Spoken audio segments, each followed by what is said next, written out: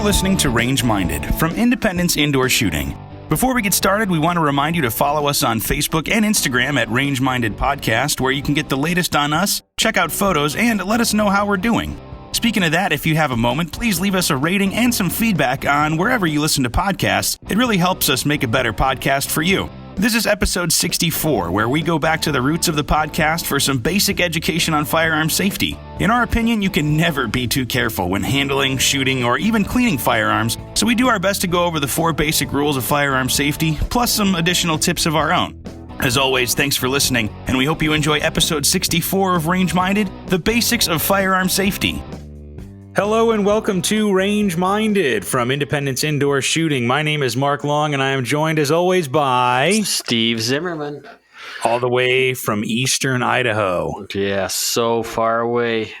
You know, how is Eastern Idaho these days? Actually, today was kind of warm.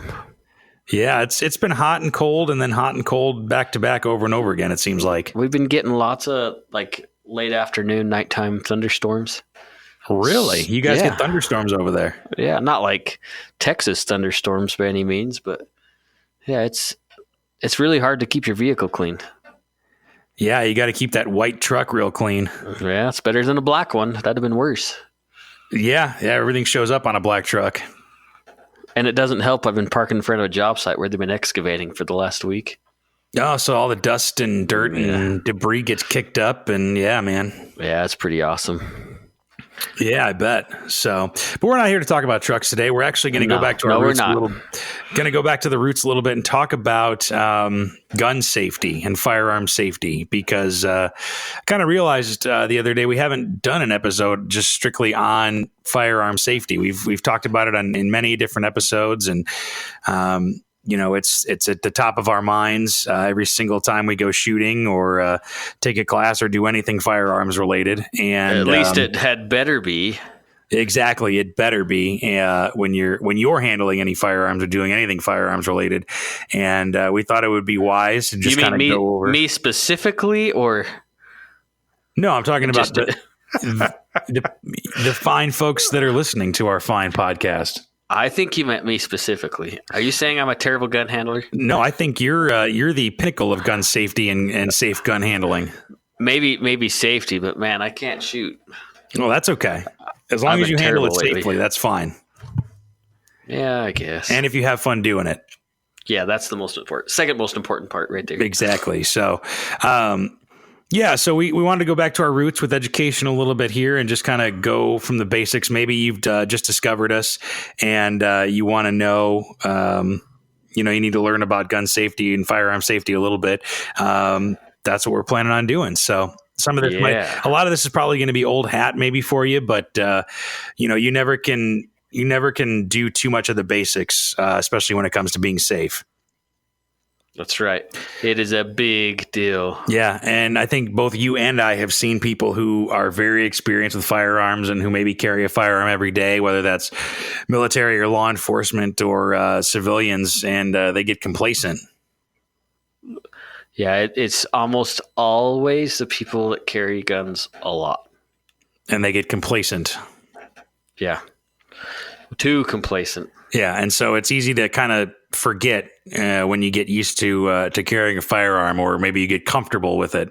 And it's one thing to be comfortable and competent with it, but it's another thing to be complacent about it. So, honestly, it is pretty easy to let one little rule slip once in a while, and if you don't catch yourself, then it kind of starts to snowball. And that can be bad. Yeah, it can cascade. And actually, that's a great segue, because we wanted to start with the 4 cardinal rules of gun safety. Can you list the 4 basic rules of gun safety, Steve? Oh, man, you put me on the spot. Of course I can. Very first thing is we're treating every firearm as if it's loaded all the time, no exceptions. Right. Even if you know it's unloaded, you want to treat it like it's loaded. Yep. No exceptions. And we should say that the reason that if you follow even 3 or 1, I would say, even out of the 4 cardinal rules of gun safety, you will not necessarily have a negligent discharge. However, if you break 2 or more, there's going to be a problem. And you want to always keep these in mind, no matter what, whether you're. Yeah. And I was going to say, and maybe it's because I've had to repeat them so many times, like giving range safety briefings or whatever, but I've noticed that there's a flow to how they work out. And that's what helps me remember them actually. Is there's an organic pattern to them. Yeah, there's kind of an order that they take place in, but as long as you follow more than one or at better two, you're probably going to avoid most problems. So the first one, like Steve said, is treat every firearm as if it's loaded all the time, no matter what. And why do we do that, Steve? Because there's a lot of people with holes in their toes or in their TVs or hell forbid, somebody accidentally shot somebody else. And that's what brings us honestly to the next safety rule is you're always going to keep that firearm pointed in a safe direction. Right. Or another way I say it is we're never going to point it at something that we're not willing to destroy. Correct. And that means people, things, animals, anything that you do not want to put a hole in, you keep that firearm pointed away from that. And that is whether you are, cleaning it or taking it out on the range, making sure that range bag is pointed the right direction, switching hands, maybe handing it off to somebody. There's a lot of situations that you think of. I remember one time, the first time I started doing competitions, and I was shooting my little 22 Ruger Mark III.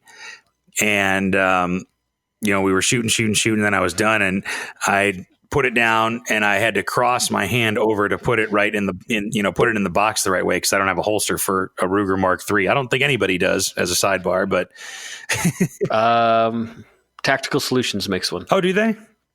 Yes. I'd actually probably buy one for competitions. That would be great. And I believe our good friend Nick was the one that designed it. No, he makes holsters now.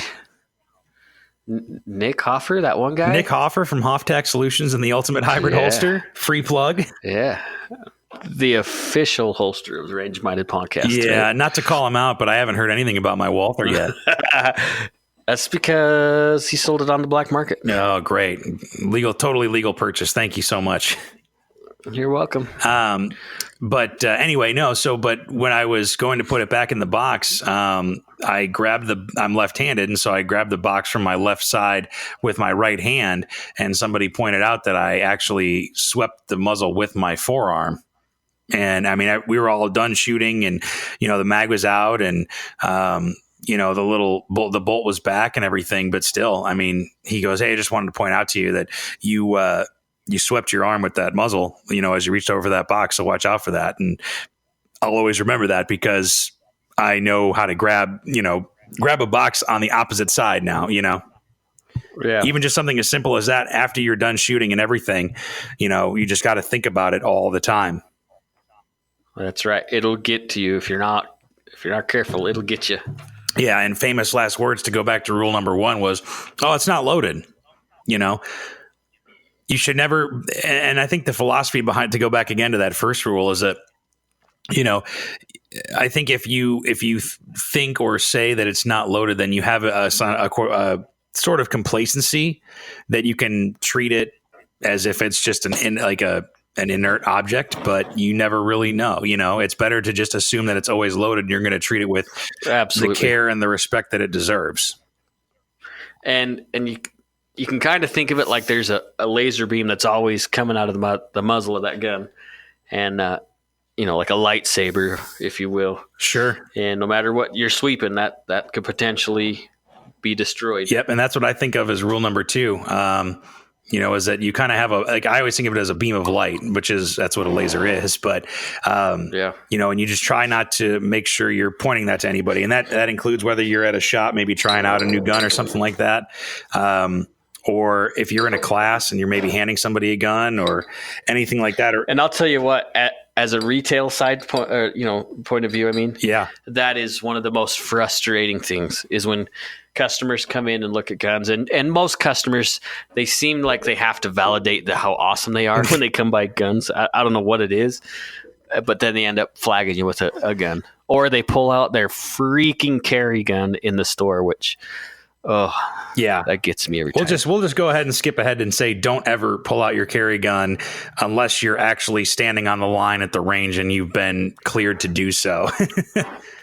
Correct. Because that's going to, at best, get you a bad look. At worst, get other guns pointed at you. Yeah. In fact, I know of stores that will kick you out. Like, you're done. Oh, that doesn't surprise me. Which I'm totally cool with. Yeah. And that's, that's better safe than sorry on that one. So that's rule number 2. Don't point at anything you don't wish to destroy. Like Steve said, pretend there's a laser beam or like a beam of light that's always emanating from the muzzle of that gun. And, maybe if you're changing hands and you're in front of a crowd of people or whatever, like if you watch instructors, like a good instructor will take the time to kind of step around the firearm or position their body in a different way to change the direction in which that firearm is pointed. Yeah, and that really is a sign of, kind of just to jump back on those words, that is a sign of a good, competent instructor, because he's worried about your well-being and his own well-being or her own well-being. Sure. That they're taking the time to redirect that muzzle. In fact, I've been to classes where they do that with blue guns, because it's the habits that they're teaching, not just the method. And so blue guns are treated just like real guns in some of the classes I've been in. Right. And if you don't know what a blue gun is, that's just a training gun. It's a solid piece of plastic, but it's shaped exactly like a Glock or a Springfield or a Beretta or whatever. And, it's like you said, it's good habits to bring in. And even if you have a blue gun, a practice gun, to make sure that that's pointed in the safe direction and treated as it's loaded all the time. You'll treat everything like that. I mean, there's a joke in the gun community, like if you have a drill in your hand or whatever, you'll make sure it's pointed in the right direction. And you'll also observe rule number 3, which is never put your finger on the trigger until you've made the decision to fire. Right. And this one, I hate to say, but it's true, is I've seen this rule violated a lot. For some reason, there's this mental breakdown to where people need to check the trigger for some reason. They need to see if it's still there on their gun. I don't get it. Yeah, or if it's still there, it's not going to go anywhere, or they need to check that it's still got some travel in it, I guess, or something. Oh, I don't understand it. Yeah. And we're even talking about, when you're at a class or at the range or something like that, not having your finger on that trigger until you are, at the high ready and you have the sights aligned and you're ready to go.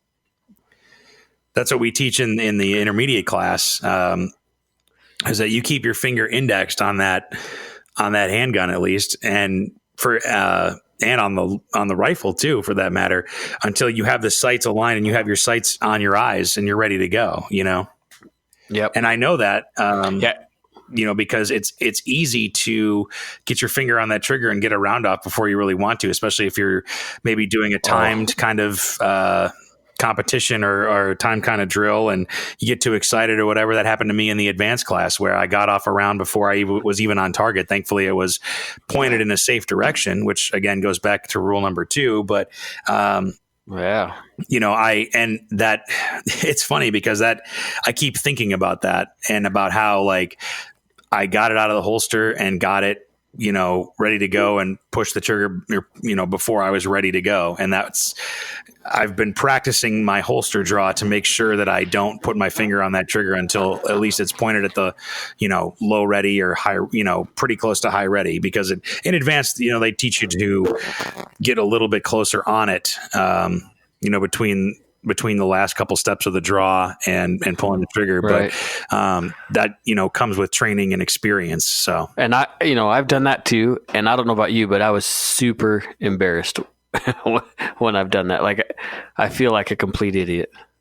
Yeah. And that's why it stuck with me, because I didn't want anybody else to feel unsafe. Like I said, somebody pointed out to me and it was pretty casual. It wasn't like I shot a round into the ground or anything like that, but it didn't even hit the paper. And it was like, man, if I had been just a half a second faster on that trigger, I mean, it could have gone into the ground and ricocheted it could have been a completely different story.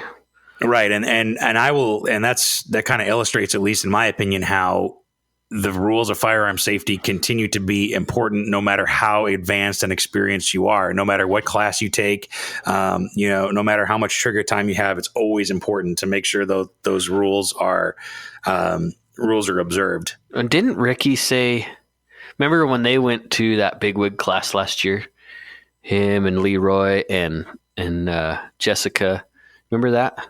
I think that was the USCCA up in Wisconsin, wasn't it? Was it the USCCA or was it the NRA class? Maybe it was. I can't remember.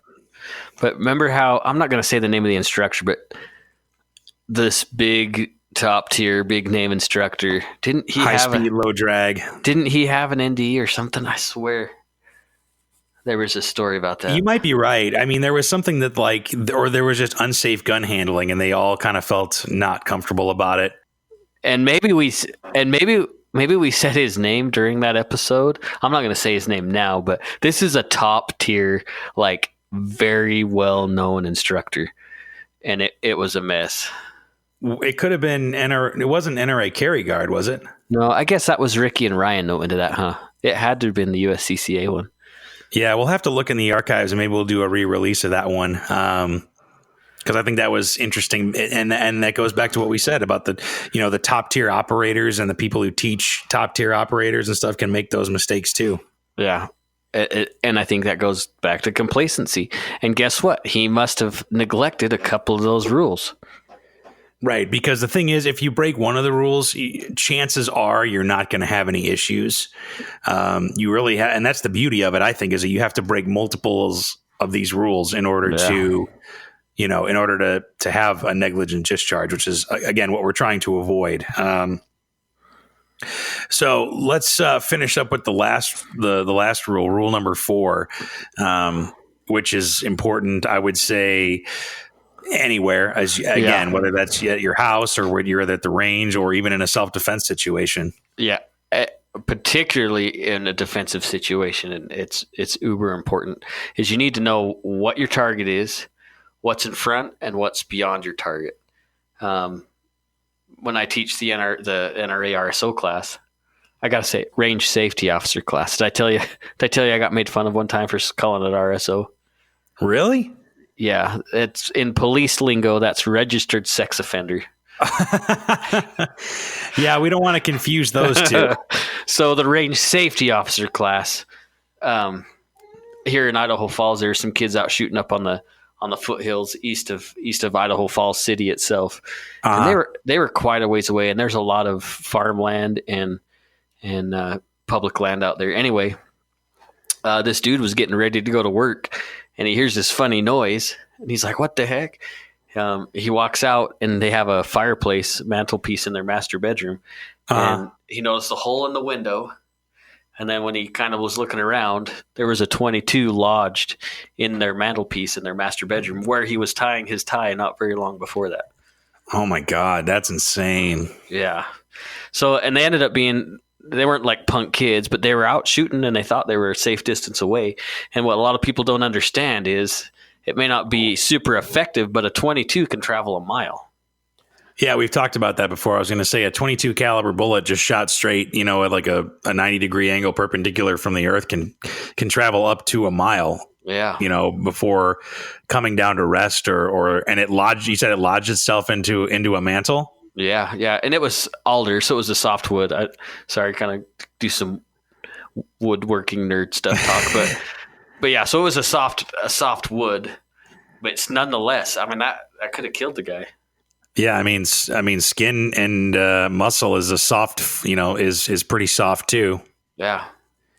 So, and we talk about that here out on the west side of Idaho is that, we have the desert and people go out into the desert and shoot and whatnot, and they don't necessarily think about a backstop. And, you've got to watch where you're going out there because people will shoot and they won't think about where their bullets are going, Well, it seems like you're alone out there because it's so wide open, and you may see a car or a truck or whatever a long ways away, but that's not very far for a 30-06 or a 308 or it's possible. Yeah, exactly. I mean, because you just said, talking about a 22 that can travel a mile. Okay, so that's a little 22 with a little bit of gunpowder in it. You step that up to a 308 or a 338 or anything like that, and it's easy to shoot a target at a mile. Maybe you won't hit the target, but the bullet will definitely go the distance. Well, I know some operators in air quotes that were using 308s combat effectively, I guess you could say. They were hitting steel at 1,700 yards at a mile in a 308. And that, there's plenty of energy with a 30 caliber rifle. At that distance, plenty of energy. Yeah, so it could be, you see a car or whatever a mile away, and a mile's kind of hard to judge distance or whatever too, but you just don't want to point any of that stuff anywhere near somebody. You need to have a hill or tires or something. You can't just shoot at flat land, Well, and not only that, this brings to mind in Utah not very long ago, kind of I think it was in the northeastern section of Utah. Anyway, between Utah and Idaho, this family was out shooting, and there's trees everywhere. So they're thinking, that should be good enough. Well, it wasn't good enough. They didn't actually inspect the backstop area. There was a road on the other side of the trees, and they had accidentally killed, I think it was a 14-year-old boy. Wow. Just a freak accident. The car drove by just at the right time. And it took the life of that poor kid. And now, there's a family that's missing a child, but then whoever pulled the trigger is going to be charged with manslaughter or negligent homicide at the least. Right. And we've talked about that. And go ahead. I was going to say, and so there's two families ruined just from something that could have taken 5 minutes to double check. Or pointed in a different direction.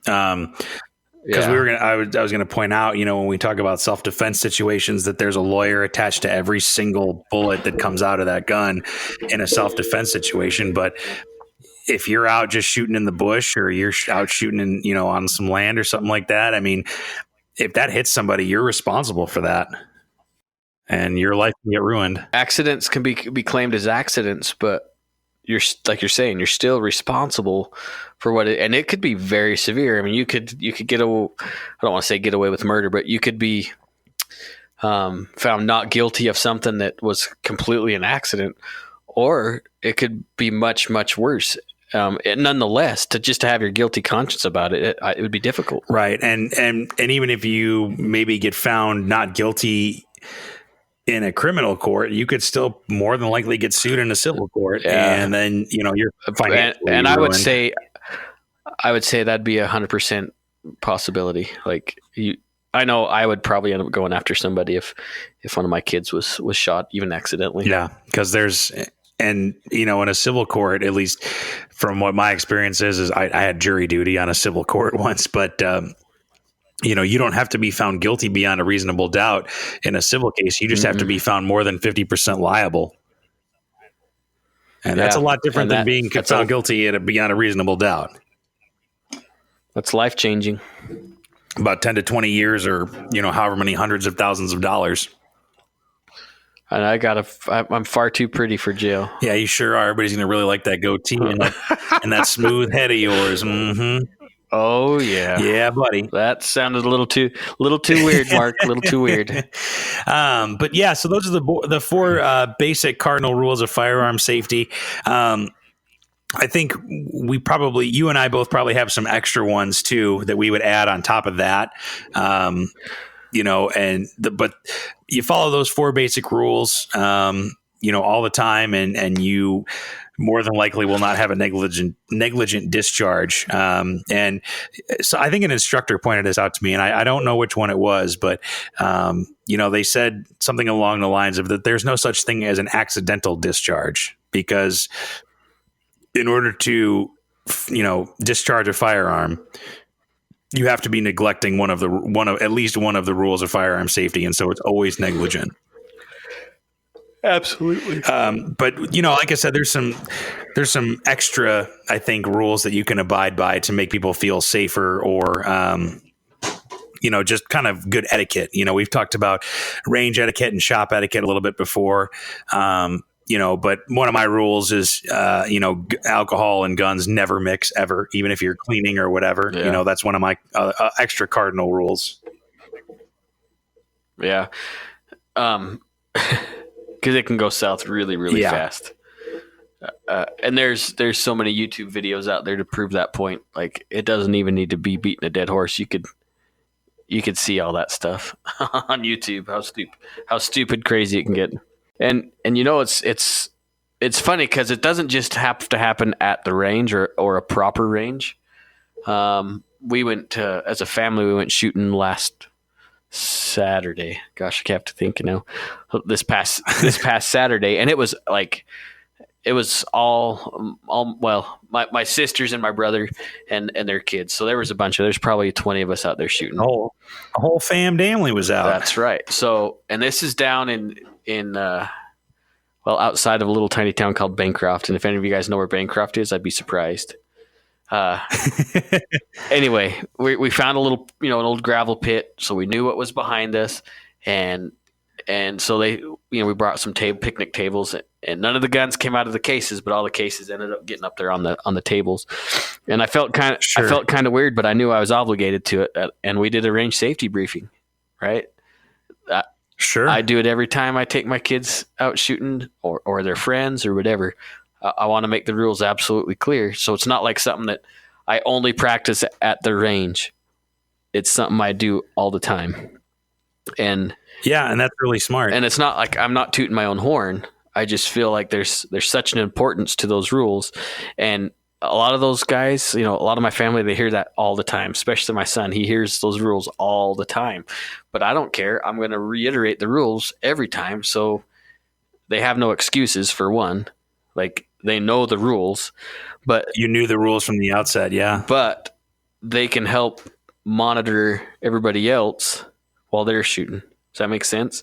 So I'm 100%. I'm not just the only range officer there, and it sounds kind of goofy that I'm the range officer for my family shoots, but I kind of am. Like, I want to make sure everybody's safe. But if I have set the expectations with a briefing, explain the rules, and then had other people watching for any kind of violation, then everybody's going to be safe, and we all get to go home without any extra holes. Right. And I think that's really smart because, if you say the rules at the outset, because shooting's fun and it can be exciting, especially for maybe people who don't do it very often or who are shooting for the first time. They want to get out there and they want to make some noise, and, if you don't kind of bring up the safety part at any point or whatever, people can start to get reckless real fast, or it's not at the top of mind. But if you bring it up right at the beginning like that, I think it really does help people kind of keep that in mind and think, and I've seen that before, whether that's, being a range safety officer in a class or for the women's shoot. You really only have to correct people once. Most people, I will say. Yeah. If you say, hey, make sure you keep that finger off the trigger until you're ready to fire, or, let's make sure we keep that, that firearm pointed down range or whatever. And they say, oh yeah. But they're thinking about it, and you see them consciously think about it. So making sure that you have that out and say those rules at the beginning. I mean, as tacky and as corny as it may sound, you care about the people that you're with. Yeah. So you want them to make sure that they're safe, It's like, I'm not going to drive anywhere without my seatbelt on. Right. Not that right, I exactly. agree or disagree with a seatbelt law. That doesn't matter. What matters is I'm worried about my life and my kids' lives in case something happens. And so I'm still going to establish rules when I shoot or when I get in a car or whatever. That's just the way it is. Right. Or, I'm sure as a dad, you probably just tell out of habit, you tell everybody to put their seatbelts on as soon as they get in the car. And that's what the best you can do. Sometimes you can't, what do you do if you are out with somebody who is maybe not practicing, all four rules or is acting in an unsafe manner? What would you do in that situation? What have I done actually? Cause it has happened before. I usually just stop shooting, and then I the first time's usually nice. Like, hey, that's stupid. Don't do that. And then if it carries on, then I'm probably going to scream and yell, and maybe that person doesn't get to shoot anymore. Yeah. Or if you're in the position, you kind of kick them out of the range, or maybe just don't shoot next to them, because I think everybody, who's shot it. Yeah, I was thinking as far as with family, like my family time, but on the range, yeah, like the first time, hey, this is what you did wrong. Second time is don't do it again. Third time, sorry, maybe today's not your day to shoot. Yeah, 3 strikes and you're kind of out. And I wanted to bring that up because obviously, firearm safety, talking about with kids. What have you personally, if you don't mind sharing, like what have you taught your kids? Growing up around firearms, how have you kind of trained them to handle being around firearms? So my son, especially, but he's the oldest, but as the girls, right? As each one was born, I didn't take them shooting as much as I did my son. My son was still a baby, even though he sat in the car with the car running and the AC going. We still went shooting. So he's just kind of grown and understood, hey, these are the rules. You're not going to, you're never going to play with dad's guns when he's not around. You don't touch them. He knows where the key is to one of the safes now. Right. So he can get into it.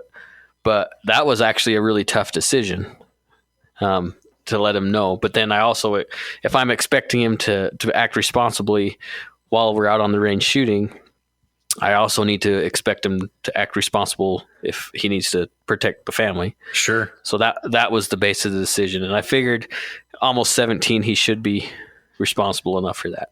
Yeah. And you probably can't agree. I would say that there's no hard and fast age that you can agree to where that's going to happen. It's really a maturity and a case by case basis thing. I mean, and that's coming from somebody who has no kids. Maybe you can back me up on that. Oh, I 100% agree. There's some of his friends that, no, no way. That's why it was kind of the dichotomy of showing him, how to get into the safe was, some of his friends are, sorry guys, if you're listening, some of you guys are just too stupid. Right. And I mean, we've talked about that with like full grown adults, people who are maybe 40, 50 years old who probably aren't mature enough to have a firearm. I know a lot of those too, actually. But no, a lot of time, just spending time with your kids, going to, whether you're shooting outside or going to a formal range, teaching them, hey, these are dangerous tools. Let them shoot. All my kids love to shoot. Let them shoot some of the smaller caliber things, but I'm not going to hand my 6-year-old a 22 and just let her go to town by herself. No, I'm holding the gun. She's pressing the trigger, and we're both having a lot of fun, but we're still teaching them, hey, these are dangerous. Keep your finger off the trigger till you're on your target. I was going through the whole thing. I was making them load the magazines, put the magazines in, drop the slide. I mean, they're having to do the whole 9 yards. And I think that's a good barometer and a good way to teach kids is just like how you would train any new shooter is, teach them before you even get to the range, teach them about, the 4 rules of firearm safety. I mean, every time I take somebody shooting, I usually spend some time with them either earlier in the day or the night before or whatever, and put out the guns, that we're going to take out on a table or a desk or something, obviously pointed in the right direction, all unloaded and clear, and say, okay, well, this is how this works, and this is how you unload it, and this is how you make it clear, and this is how this works, and here's the 4 rules of firearm safety, and when we go out there, this is what you're going to expect and what you can, what you're going to be able to do, and you just take it step by step. And I think that's fantastic because it takes the not so much the intrigue, because they're not intrigued at that age. Older adults, they're really apprehensive, especially if they haven't handled a firearm before. And I like that you do that because it kind of takes some of that anxiety away before they even pull a trigger. And I think that's important. Yeah, and I think it's funny because I think there is still a little bit of mystique and intrigue with adults, because especially if they're not around firearms, but they can control it a lot better than kids. I mean, kids, if they're excited or interested or intrigued by something, they're going to try to touch it. They're going to try to get it in their hands. They're going to try to figure out what's going on with it. And with a gun, that's not something that you want to do. No, and I think I've told you this before. My buddy, a good friend of mine, he would take his boys hunting at a very young age. They'd go shoot sage grouse or whatever. Yeah. At a very not so terrible. They're not in diapers. They're old enough to understand and see what happens when you shoot an animal hunting, and that's how he would teach him. Like, look, this can take a life. You never play with this ever. The only time you can do this is if dad's with you, or when you get old enough. And that's worked really successful for Grant and his kids. Yeah. Because they picked it up, 4 or 5 years old. They really understood. Well, that's what we talked about with Cody, if you remember, too. I mean, he said the first time he shot a gun, he actually killed a chicken, I think it was. I think his dad, I think, was the one who made him go out and say, okay, here's the gun. Here's how it works. Kill this chicken for dinner. And I think that, I mean, as it kind of sounds brutal, I guess, to maybe somebody who maybe hasn't grown up or been experienced to kind of a rural upbringing, because for some people, that's just a way of life. But that really, I think, seeing the immediate result of what a firearm can do can really drive that home for you. And I'm not saying like take your kids out and shoot a whistle pig or something like that, but you have to develop that respect for firearms immediately, at the very outset of shooting. Yeah. It's important. And, it's tough. And I think we've talked about this before too, where I've worked in a range where a busload of foreigners showed up that have never experienced anything like a firearm before. They live in a country that's completely illegal. And so they're like a bunch of kids because all they see is video games and movies and they have no clue. Yeah. Well, we saw that's tough. There's that video that floated around a few months ago about that one guy who was taking selfies or whatever in the range, and he looked like he was not from America. I'm pretty sure it was from somewhere on the other side of the world, and he was like pointing the gun at himself, pointing it at the guy next to him or whatever, and taking selfies or whatever with it. Yeah. And he got kicked out real fast. Super sketchy. And that's not to say that so scary. And it's not to say that people from other countries can't come over and enjoy the same freedoms that we have, but you have to learn the respect for it. Yeah. And that's it. And they don't understand it if they haven't experienced it. Yeah. And that goes the same, whether it's a pistol or a rifle or a shotgun. Obviously, I think it's a lot easier to be able to muzzle sweep somebody if you have a pistol. You don't really think about where that pistol is being pointed. It's a little bit easier with a long gun, but with a rifle or a shotgun or whatever, you still have to maintain all 4 of those rules. Oh my gosh! Yeah, there is no variation for short gun, long gun. There is no. That's the same thing.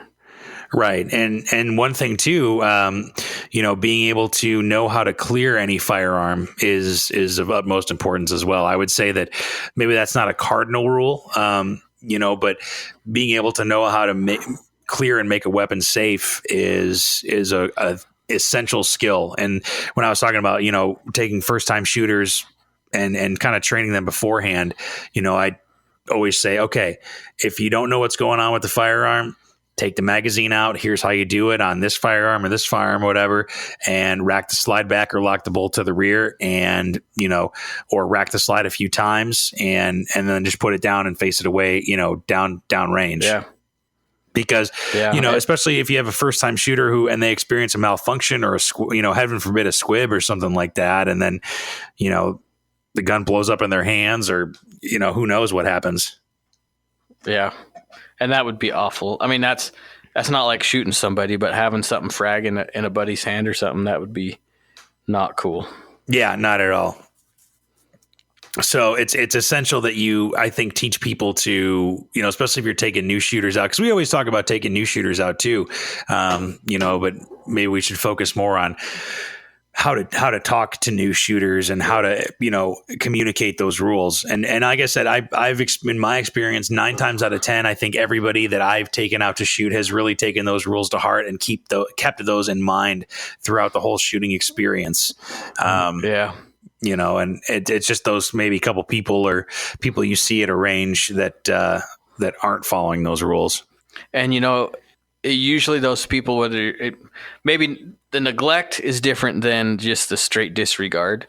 So like the dudes or shooters or whoever that are just blatantly not following the rules can, even if they're not like shooting anybody, but like they can ruin a shooting event completely. And especially if it's a new shooter that hasn't, is really new to firearms, and they go to the range and there's some belligerent a-hole that just doesn't care, not listening, that could change that new prospective gun owners. They may never buy a gun again and never want to be around it because they had a terrible experience. So just be cognizant of those around you and be safe for everybody. Yeah. And I mean, that leads me to my next point is that, we talked about being good stewards of the firearm world and being good representatives of the shooting sports. Part of that is maintaining and leading by example with those, those safety rules, because you never know who's going to be watching you or taking your actions as an example. And that could, be a good reflection or a supremely poor reflection on the firearms community as a whole, and we can't afford to have bad examples. No. And it's increasingly going to be worse and worse, harder and harder to possess a firearm or own firearms. So we need as many pro two-way advocates as possible. So we might as well be teaching them right. Yeah. The first time. And going back to kind of the extra rules besides the 4, what kind of extra rules do you have that you kind of live as your own personal code, in addition to those 4 cardinal rules? Well, I still, we talked about my little shooting outing with the family. Like I said, if we're not messing with the guns, I try to keep everything cased or holstered, just to keep other people from messing with my stuff. Sure. If you're in a big get together with all your buddies, it's easy to, hey, there's Steve's handgun. Let's check it out. I don't know what they're going to do. So if you're not using a gun, keep it cased or holstered and out of sight, out of mind. It's just another way to keep an accident from happening. Sure. And I would say that's whether you're at home or out at the range, because one of the big things that I take seriously, and I know you take seriously as well, because you have 3 of them, is safe storage. Yeah. Which goes along with kind of gun safety. Kids are curious people, and maybe you have a party and somebody brings a friend or something like that, or you have a few drinks or whatever, and you want to show somebody your firearms. I don't know, or somebody knows you have a safe or something like that. Or maybe, heaven forbid, you just have guns lying around or under your pillow or in your closet or something like that, and you show somebody that. I mean, that information can get into the wrong hands real fast. Well, not only that, what if, my kids are pretty responsible, and I said, how some of them their buddies aren't as responsible. I mean, who knows? They could be like, oh, look, here's his gun. Let's check it out. Right. And, that's not cool. And honestly, before I had kids, I had guns sitting in corners or whatever. It didn't matter.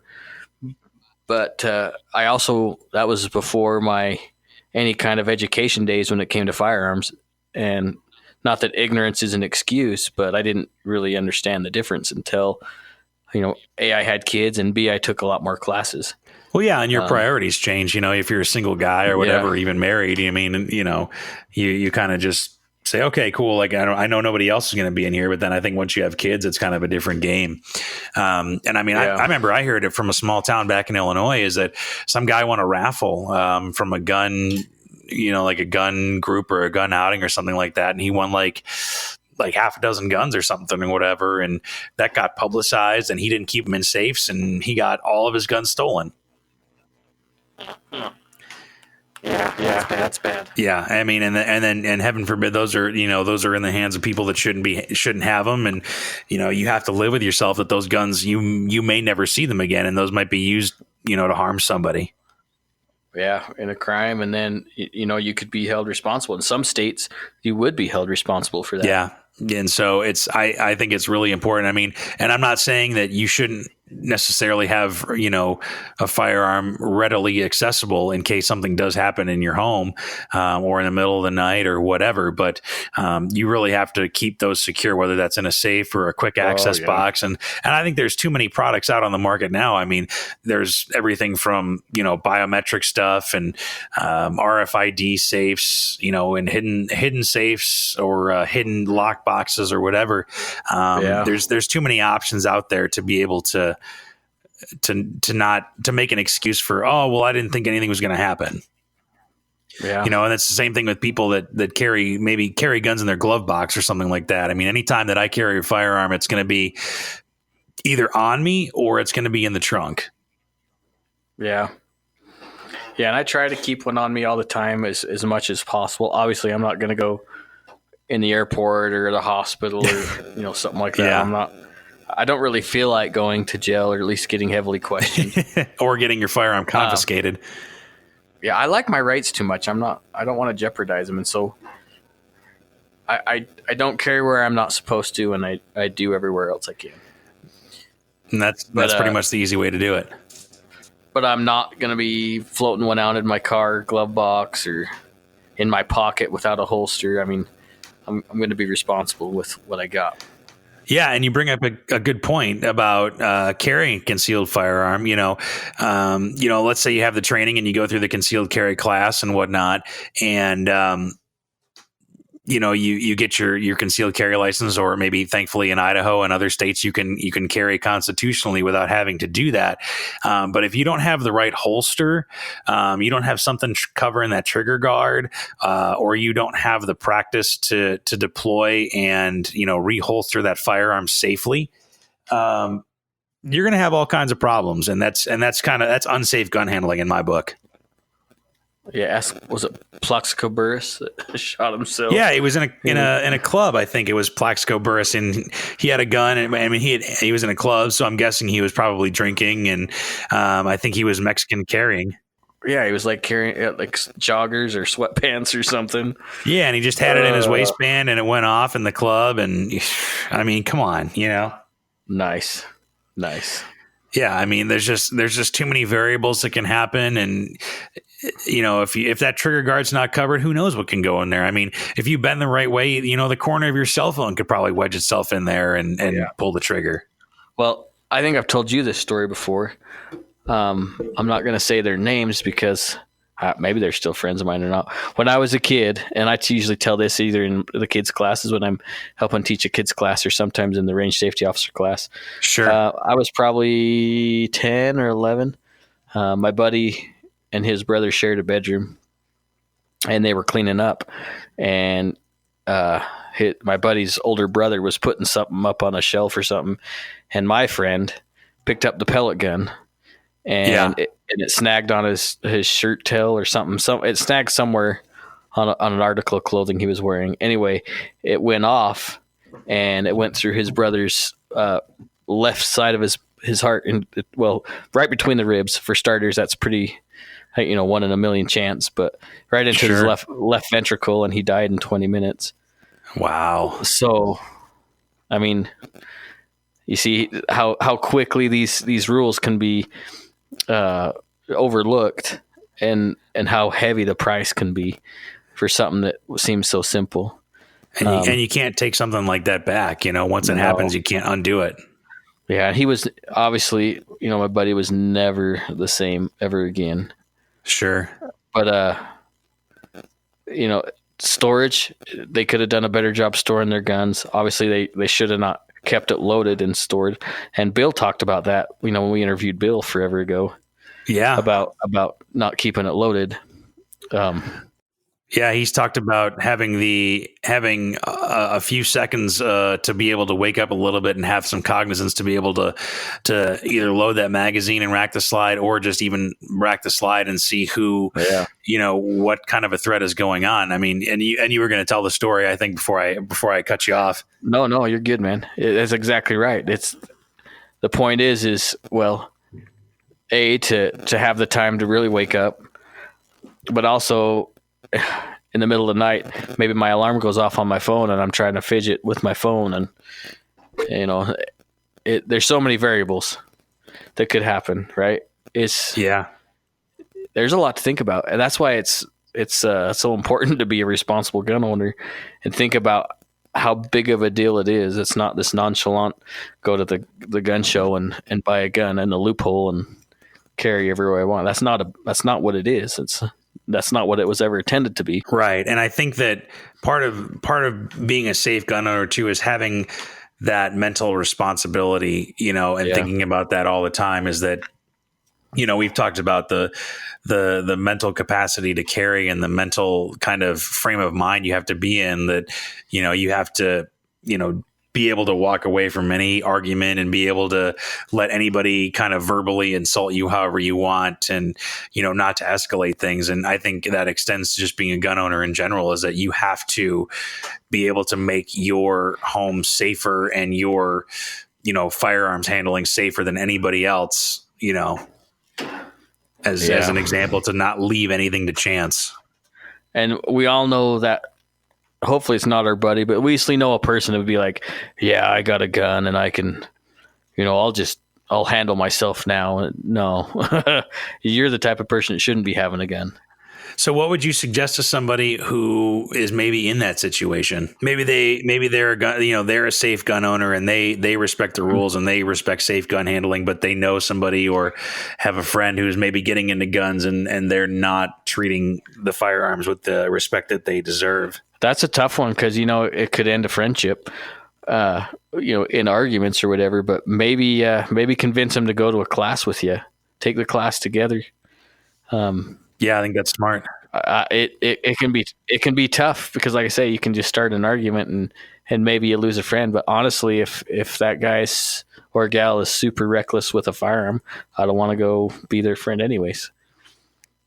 Yeah, well, and I think I've shared before, I think a couple episodes ago, I was dating somebody for a long time. It was, 3, 4, 4.5 years. And, I was just starting to get into firearms when we were together, and I took her shooting a few times, and, and there were a couple of, and I hate to use the term, but red flags where I was like, maybe you're not the most respectful of this and you're not treating them with the respect they deserve. And in hindsight now, like afterwards, I was like, it was indicative of a bigger personality issue. And like, probably, it manifested that time in a different way. Exactly. And so like you said, maybe you shouldn't be friends with that person. And I know it's a lot easier said than done, but I really like your idea of going to a class, because then an instructor is going to yell at them instead of you. And then maybe that'll change their mind.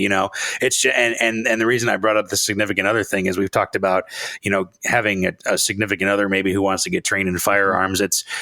I think it's the official opinion of Range Minded that it's better to have an instructor teach your significant other how to shoot a firearm than have you do it. Yeah. Unless you're like, a certified instructor. Well, even, I have certificates, but my wife, it just doesn't work out when I try to teach her, because I don't think I am, but apparently I lecture and it's not a pleasant experience. So it's just better off just to send them to an instructor, take a class together. If it's your wife or girlfriend, get her involved in a women's league or women's shooting group, i.e. independent women. You know what I'm saying? Just something like that. It's have the honey badger teacher. Yeah. Well, but you bring up a good point too, is that you don't necessarily have to send, and whether it's a man, woman, or whatever, you don't have to send them to a class by yourself. You can take a class with them and be right next to them the whole time, and I think if the instructor's a good instructor, Yeah, I think that'd be way more fun anyways. Yeah, and you don't have to focus on teaching them because you're paying somebody else to do it, and you can improve too. And we've talked about taking a class multiple times. If you and your significant other or your friend or whatever are taking a class at the same time, you're going to maybe pick up on two different things. Maybe one point will click with your buddy and one point will click with you, and you'll be able to be much the wiser afterwards. Yeah. And then you can be kind of pseudo instructors for each other when you guys go out hanging out and shooting together anyways. Yeah. Or you'll remember drills and you'll be able to get better together. So, one thing I did want to bring up too is, like I talked about learning how to clear a firearm and make it safe, to a lesser degree, is you want to know and learn how to press check. That was drilled into my head in both the intermediate and the advanced classes is learning how to press check and safely doing it to make sure that make sure there's a round in the chamber, or B, make sure that, that gun is clear. Yeah. And if you don't know what a press, go ahead. I was going to say, it may not be as important in a revolver as it is any kind of semi-auto, but true. But yeah, the key, you hit it, was doing it safely, because there's so many techniques out there that are just wanting to get your hands and fingers blown off. Yeah, and that's maybe stepping into a little more advanced realm of concealed carry and advanced, gun handling or whatever. But just because John Wick does it one way doesn't mean that's the way you have to practice. Yeah, and we've it's in the classes I've learned that there's multiple different ways to do it, and I mean, even as a broken lefty, I'm able to press check as long as there are front slide serrations, and and if there aren't, then I know how to do it another way. So any kind of handling you want to do, you want to make sure that you follow those 4 safety rules, and indeed. So I think we'll close on that for now. If you have any questions about safety or anything, email us, podcast@iishooting.com, or you can find us at Facebook and Instagram at Range Minded Podcast. And we'll be happy to answer your questions or point you in the right direction. We've got a lot of folks at the shop who are all safety conscious. I don't think I've ever seen anybody at the shop who has not been safety conscious. Yeah. And we can get those questions answered for you. And if there's something you do want to hear, want to know, or if you like what you've heard so far, my sister just started listening. That was one of the things we started talking about when we were shooting. She just recently found the podcast, even though we've only been doing it for over a year. But yeah. But she, like I was telling you off the air, she binge listened to a lot of episodes. And if, like I say, which is great. If you like what you're hearing, share it with your friends, get it out there. Don't forget to rate us on whatever platform you're listening to, because that helps us immensely. Yeah. Give us some feedback, rate us, let us know what we're doing right, what you'd like to hear, however you want to get a hold of us, and we will respond to you. We want to make this interactive as well. And the more that you can give feedback wise to us and ratings wise to us, the better. And the more you can share it, the more it helps us out as well, like Steve said. So. And I'm just saying this, the more people we know that are listening, the more easy it is for us to get things to give away. At some point, it's going to happen at some point, but we still need to have some data and some feedback from you guys. So I said, let us know who's out there and how many are out there. So we need your help. We need your help to give you free stuff. Yeah. Twist. Don't think I can put it any better. Twist your arm, right? Like, it's not that hard. Yeah, exactly. So, but yeah, we'll close on that for now. Thanks for listening, and we'll talk to you next time. All right. See you guys. Bye. Thanks for listening to Range Minded. Find us online at Range Minded Podcast on Facebook, or send us an email at podcast@iishooting.com. We're always happy to get feedback, episode suggestions, whatever you want to send us, really. And be sure to subscribe to us on Apple Podcasts, Google Podcasts, Stitcher, and pretty much wherever else you get your podcasts from. Thanks for listening, and we'll see you next time.